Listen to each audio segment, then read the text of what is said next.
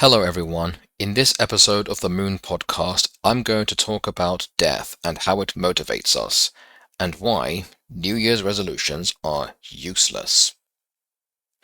Waiting for the new year to make a change is a lame excuse to delay making changes. It's procrastination. If you really care about yourself enough that you want to make a change, do it now. Otherwise, you are wasting time waiting for the right time to do anything. And that will never come. Every year I am asked the question, what's your New Year's resolution? My response to that is, I have none. I am always changing. Every year I see people in my park who I have never seen before. In the first week of January, I see at least a dozen people jogging. Within 3 weeks or so, already half of them drop out because they have given up. They're all gone by the end of February. There is no substance to their words. There is no drive, no determination. Ultimately, you are going to die. Time is running out. The only person who can change your life is yourself. Don't wait around for anyone. Cut out the negative people in your life. If you are surrounded by people who don't support you, criticize you, or don't encourage you to reach your goals, then these people are not right for you. You need to find a better circle of friends. This relates to what I talked about in a previous video about friendship. If you can't find good supportive friends, then it is better to be alone. Solitude is better than bad company. Another example, if you don't like your job, quit. Find a better one now. Let's take this into consideration. According to the Worldometer's website, the average life expectancy in the UK is 81.45. So, how old are you? Now subtract that number from the average life expectancy of 81. That's how much time you have left. As long as you are alive, it's not too late to bring meaning into your life. It's not too late. It's only over when you die.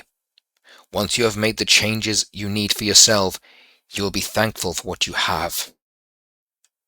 Treat yourself like a business. Check your progress every 3 months. Whatever your task is, break it down into smaller tasks and chunks. It can be done. Do not overwhelm yourself with too much all at once, otherwise you will burn out. Make small changes here and there. Make small, gradual changes over time. If what you want cannot be achieved in 1 year, then give yourself extra time to achieve it. Make sure you have a goal to aim for. Break it down and cut a clear calendar on what your goal is. Make sure these are objective, not based on emotion.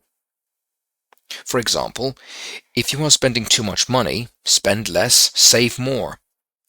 I have lost count of the number of times people have said to me, only to go, "Oh no, I've spent more money than I did last year. Where did I go wrong?" You can start by checking your banking statements. Have a look at your credit cards and spending habits. You may not be buying anything expensive, but there might be something that is costing you a lot of money in the long run. Make sure you spend less than your income. Spend within your means. Save your money. Here's another example. This happens every year. Christmas dinner and Christmas parties are all centered around food and drink. This is the time of year when a lot of people eat and drink more than usual, only to regret it the next day. After all that binging, people say, "Oh, I need to lose weight, I have to keep fit."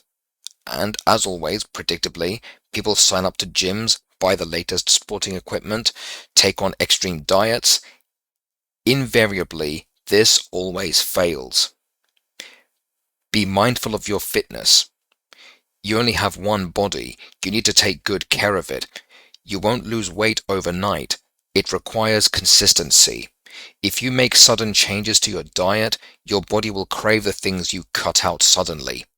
Decrease the junk food gradually. Make sure you move your body. You need exercise. Make small changes over a period of time. Check your weight every 3 months. See what progress you've made. Once you reach your goal, maintain it. Here's another beneficial tip. Watch less TV. Imagine how much time you save by not sitting in front of that screen idle. What if you reduced watching TV by 1 hour a day? If that's too hard for you, then try 1 hour a week. It's the same with social media. They waste time and they are full of negativity. If you're not sure, refer to my cleanliness video where I talk about keeping ourselves clean. Do you have a fear of missing out? Which is more important, your own well-being or keeping up with the times? They are two different things. The times and trends do not care whether you live or die. If you feel you don't know what to do without television, try expressing yourself with creativity. Make art and music. Listen to music. Write down your thoughts. Write a dream journal. Try reading. Explore your imagination.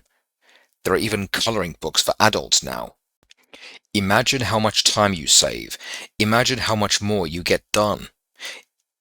Imagine much more quality time you get to spend with your friends and family. Imagine how much sleep you can get. These are only a few examples of what you can do to improve your life. Take a look at Maslow's hierarchy of needs and see what's missing in your life. You'll be surprised. Check your needs. I'll remind you again, time is running out. Now, you may be wondering, why do so many people make resolutions only to give up so easily? One reason is it requires commitment. It takes hard work. Self-improvement is not an easy job, let alone self-maintenance. Another reason people give up so easily is because there is no drive, there is no will, there is nothing motivating them.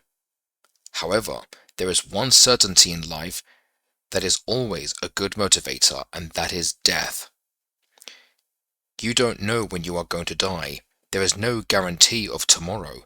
Death will come when you least expect it. When we look at some of the paintings from the past, one of the things we will see is a skull on a desk among still life. A famous example of this is one of Saint Jerome with a skull on his desk. Why would someone keep a skull on a desk? The skull symbolizes death. It's a constant reminder of our immortality. It's not about detachment from everyday life. It's a warning. Always be prepared to die, since we will die eventually and sometimes unexpectedly. When our own death does come, may the gods find us ready. I keep a skull on my desk. It's a constant reminder of death. It's what motivates me to keep going. I have my good days and bad days, but as long as I have my goals, I remain persistent. If that's not enough, the skull reminds me to be grateful for what I have, for all the things to be thankful for: my health, my home, my faith, my family. In the end, it's the only life I have. I'm doing all I can to make the best of it. And so can you. Death is coming. Change now. While everyone else is asking the obligatory question, what's your New Year's resolution? You could just say, I don't have one. I'm already making changes. You don't have to wait until the new year to make positive changes to your life. If you are not sure why, then maybe you need to ask yourself, why shouldn't you? Embrace your new self. Happy New You. Thank you for listening. Take good care of yourselves.